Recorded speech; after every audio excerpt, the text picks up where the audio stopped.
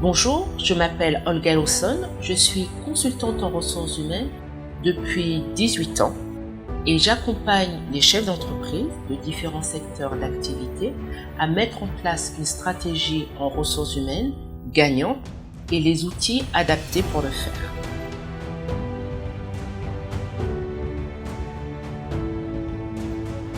L'objectif de cette formation sera d'une part de présenter ces différents processus en ressources humaines en passant par l'administration, RH, les contrats, la paye, le contentieux, en passant également par l'animation des équipes, les conditions de travail,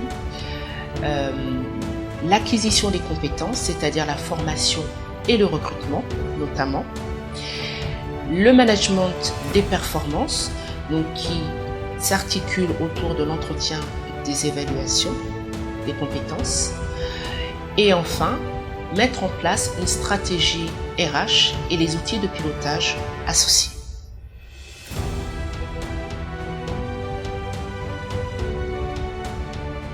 Le public visé par cette formation sont les dirigeants de PME et de start-up,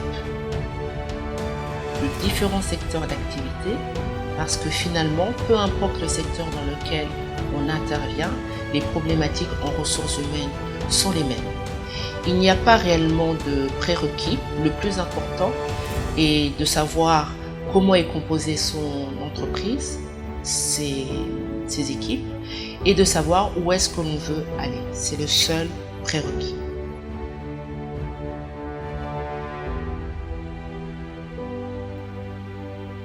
Nous allons orienter cette formation autour de deux axes.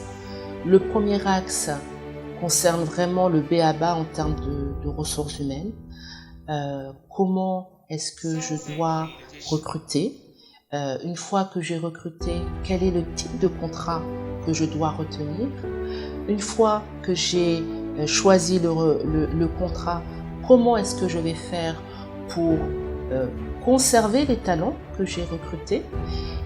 Et pour les conserver, on va voir qu'il faut être capable de les animer, de les motiver et de leur proposer un certain nombre d'outils en ressources humaines que je partagerai avec vous.